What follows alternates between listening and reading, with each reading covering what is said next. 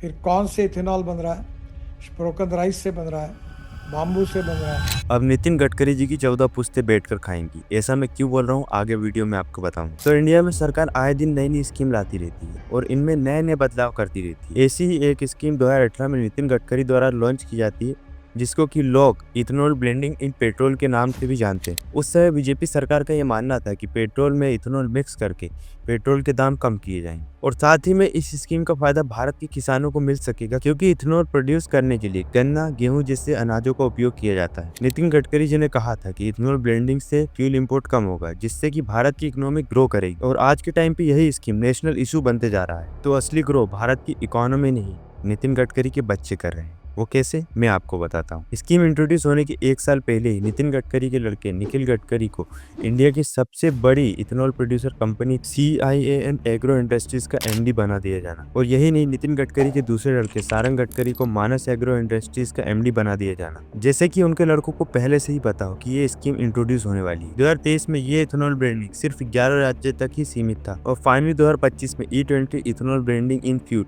का टारगेट सरकार ने पूरा भी कर लिया। अब भारत के हर राज्यों में इस मिक्स्ड पेट्रोल को बेचा जा रहा है और इसका इम्पैक्ट ये हुआ कि नितिन गडकरी की बेटों की कंपनीज का शेयर मार्केट में बूम कर जाता है और वहीं 1 साल में इनके एक शेयर की कीमत 40 रुपए से 800 रुपए तक पहुंच जाती है और टर्नओवर 17 करोड़ से 511 करोड़ तक पहुंच जाता है।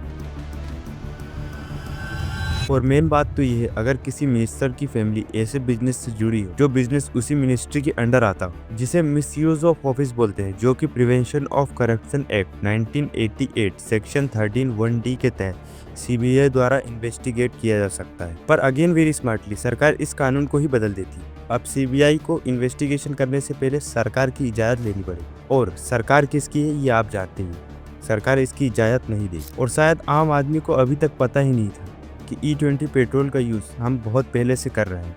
आप सोच रहे होंगे ये सब तो बहुत पहले से चल रहा है, तो 2025 में ही ये वीडियोस क्यों वायरल हो रही। तो मैं आपको बता दूं कि E20 इथेनॉल ब्लेंडिंग का टारगेट सरकार ने पूरा कर लिया। अब ये टारगेट 20% से बढ़कर 30% तक बढ़ाने की बात चल रही है। तो शायद लोगों को पता ही नहीं था कि 20% इथेनॉल मिक्स पेट्रोल से पहले ही गाड़ियों को कितना डैमेज हो रहा था। डैमेज जैसे गाड़ी का फ्यूल इंजन खराब होना, माइलेज कम देना और गाड़ी के पार्ट जल्दी खराब हो जाना। तो अगस्त 2025 में एक PIL फाइल की गई थी, क्योंकि पुरानी गाड़ी को मिक्स्ड इथेनॉल पेट्रोल से इफेक्ट हो रहा था और सुप्रीम कोर्ट ने पिटीशन को खारिज करते हुए ये बोल दिया कि इससे प्रदूषण कम होगा और किसानों को फायदा मिले। पर उन पुरानी गाड़ियों का क्या, जिनके engine E20 ethanol mixed petrol के लिए बने ही नहीं? क्या उन गाड़ियों के लिए कोई अल्टरनेटिव पेट्रोल का सोर्स नहीं देना था? जहाँ इथेनॉल मिक्स के बाद पेट्रोल के दाम कम होने थे, वहीं इनके दाम और बढ़ गए और गाड़ियों के माइलेज भी कम हो गए। और इतना पैसा खर्च करने के बाद भी आम जनता के पास ऐसा कोई ऑप्शन ही नहीं जो बिना इथेनॉल मिक्स पेट्रोल खरीद सके। जिस देश ब्राजील को देखकर ये इथेनॉल मिक्स पेट्रोल का इम्प्लीमेंटेशन किया गया था, तो मैं आपको बता दूं कि उस देश में भी बिना इथेनॉल मिक्स्ड पेट्रोल का भी ऑप्शन अवेलेबल। सरकार कहती है कि पोल्यूशन कम होगा, फार्मर रिच बनेंगे और पेट्रोल की कीमतों में कमी आएगी, लेकिन ऐसा कुछ तो हमें देखने को नहीं मिलता। हमें देखने को मिलता है तो सिर्फ इन नेताओं के बच्चों की तरक्की। सरकार को ये नुकसान बिल्कुल समझ में नहीं आया, क्योंकि उनकी गाड़ियां पेट्रोल से नहीं चलती, उनकी गाड़ियां चलती हैं आम जनता के टैक्स से। क्या आपकी भी गाड़ी E20 मॉडल में बेच?